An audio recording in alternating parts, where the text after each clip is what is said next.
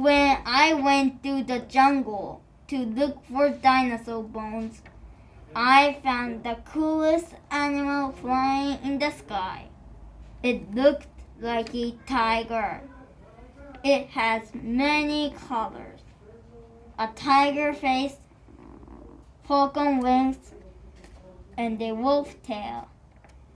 So I caught it with a big net. And I call it Ticolf because I was the first person who found the animal. I carefully observed the Ticolf. It liked to eat deers and elks, and it lives in the Arctic. Ticolf lives about 13 years. When I first saw Ticolf, I thought it was a cool animal.